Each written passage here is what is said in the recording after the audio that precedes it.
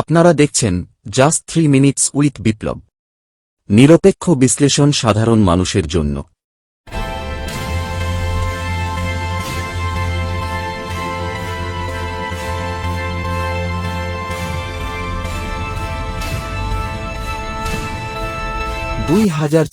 সালের বাজেট অধিবেশন চলাকালীন সংসদে রাঘব চাড্ডার তোলা রাইট টু রিকল প্রস্তাব নতুন করে গণতান্ত্রিক জবাবদিহিতা নিয়ে জাতীয় বিতর্ককে সামনে এনে দিয়েছে।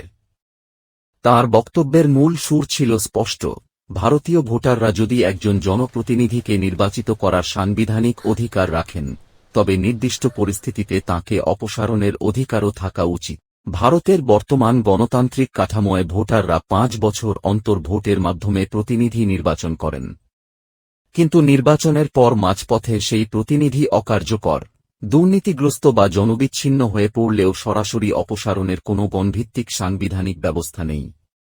চাড্ডা এই শূন্যতার দিকেই আঙুল তুলেছেন। তাঁর যুক্তি, গণতন্ত্র শুধু নির্বাচন নির্ভর হলে চলবে না, সেটি হতে হবে জবাবদিহিমূলকও। তবে এই প্রস্তাব ঘিরে মতভেদও কম নয়। সমর্থকদের মতে, রাইট টু রিকল চালু হলে জনপ্রতিনিধিরা জনগণের কাছে আরও দায়বদ্ধ থাকবেন, নির্বাচনী প্রতিশ্রুতি বাস্তবায়নে চাপ বাড়বে এবং রাজনৈতিক উদাসীনতা কমবে। বিশেষত স্থানীয় স্তরে, পুরসভা, পঞ্চায়েত বা বিধানসভা, এটি কার্যকর হলে তৃণমূল গণতন্ত্র শক্তিশালী হতে পারে। অন্যদিকে সমালোচকদের আশঙ্কা ভিন্ন।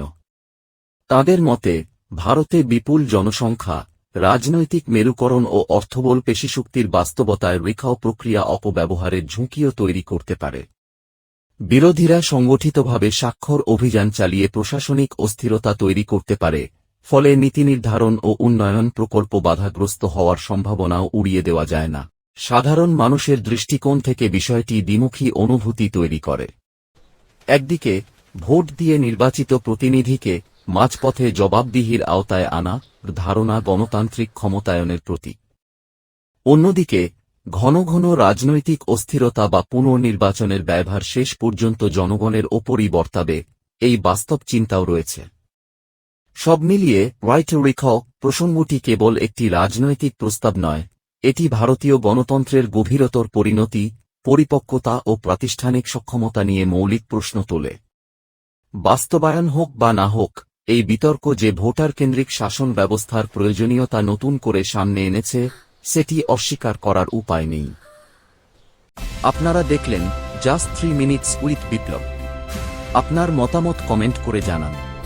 পরবর্তী বিশ্লেষণটি দেখার জন্য ইউটিউব চ্যানেলটি সাবস্ক্রাইব করুন। ধন্যবাদ।